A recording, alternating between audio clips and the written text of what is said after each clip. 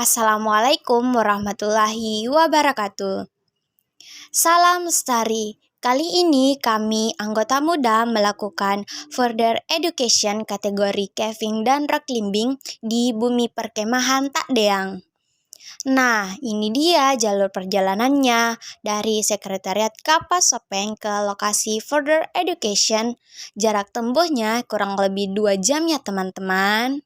Untuk itu, teman-teman harus tahu apa sih itu caving.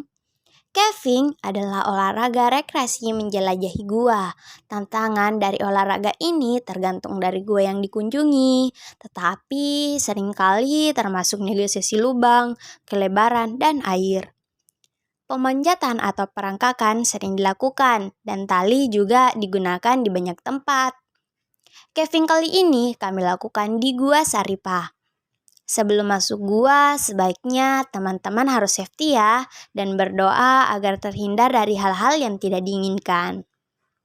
Nah, sebelum saya melanjutkan pemaparan atau penjelasan dari saudari saya Kaliandra, saya akan memperkenalkan diri saya sobat. Nama saya itu Andalusia Sobat Lestari. Oke, baik Sobat Lestari, langsung saja. Ini kami berada di zona terang. Zona terang daerah yang merupakan mulut gua. Cahaya masih seperti di luar gua. Adapun sebuah ornamen yang disebut pilar yang berada di mulut gua Saripah. Sobat Lestari bisa lihat ya.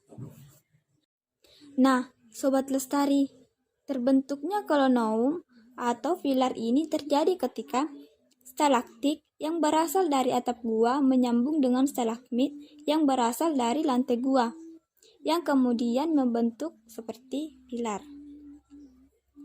Sehingga butuh waktu berjuta tahun loh Sobat Lestari, sehingga dapat ornamen yang satu ini. Lama sekali bukan Sobat Lestari? Setelah beberapa menit perjalanan, sampailah kami di zona senja. Zona senja adalah daerah di dalam gua di mana tumbuhan hijau masih bisa tumbuh.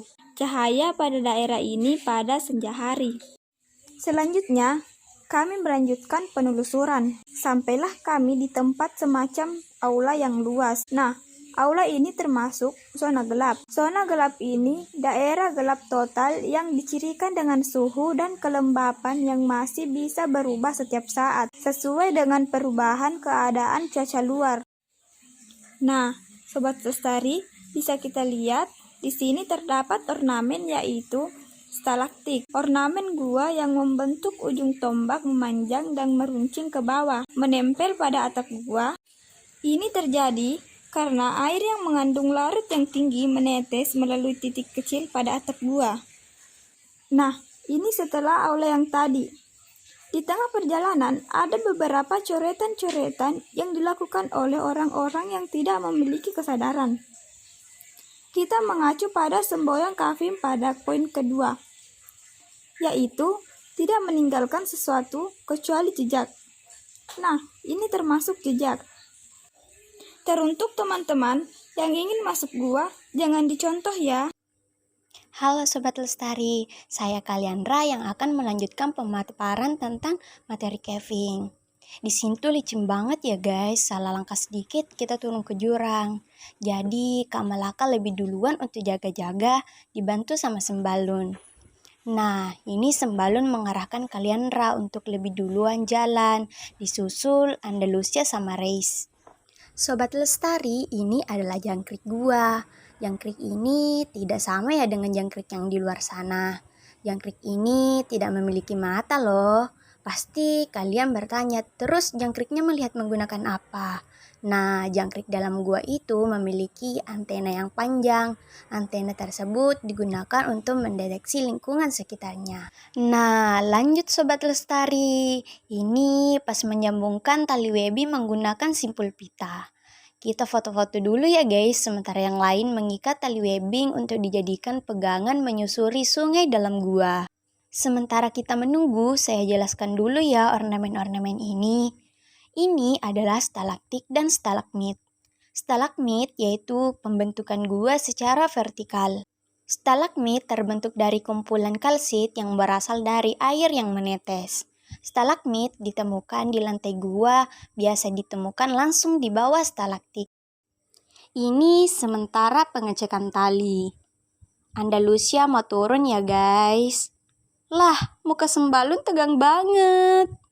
Kalau ini Kaliandra kelihatan kecil banget ya Sobat Lestari. Di sini jalur caving terdapat tanjakan yang sangat licin. Jadi teman-teman harus membantu untuk bisa melewati rintangan ini menggunakan alat seadanya. Sobat Lestari, ini merupakan jalur terakhir menuju ke luar gua. Sobat Lestari, sebelum kita lanjut ke materi dan pengaplikasian rock climbing, jangan di skip dulu ya. Karena materi ini pastinya akan lebih seru dan bermanfaat untuk penggiat panjat tebing. Teman-teman, tahu nggak sih apa itu rock climbing? Yups, kami akan menjelaskan secara dasar aja ya Sobat Lestari. Rock climbing merupakan salah satu dari sekian banyak olahraga alam bebas dan merupakan salah satu bagian dari mendaki gunung yang tidak bisa dilakukan dengan cara berjalan kaki, melainkan harus menggunakan peralatan dan teknik-teknik tertentu untuk bisa melewatinya. Nah, Sobat Lestari, kami di sini menerima arahan dari Pak Ketua tentang nama alat dan fungsi alat tersebut. Alat yang digunakan yaitu tali karmantel, tali prusit, figur, karabiner, harness, helm, runner, sepatu, dan tali webbing. Ini dia contoh pembuatan harness buatan. Fungsinya untuk mencegah jatuh dari atas ketinggian. Tapi lebih disarankan sih pakai harness ya Sobat Lestari. Yuk lanjut. Kita masuk ke pemasangan ankor. Ankor adalah sistem pengamanan dalam instalasi tali temali yang berhubungan sama ketinggian. Contohnya tebing. Sobat Lestari, di sini teman-teman melakukan pengecekan ankor. Apakah sudah kuat untuk digunakan?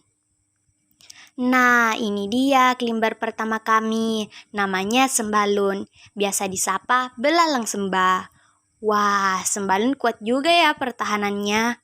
Kayaknya Sembalun sudah pusing nih cari tempat pegangan. Karena cari tempat pegangan gak segampang Sobat Lestari lihat ya. Kita harus mencari tempat yang nyaman sehingga tangan kita tidak kewalahan menahan. Sembalun hampir top juga ya Sobat Lestari.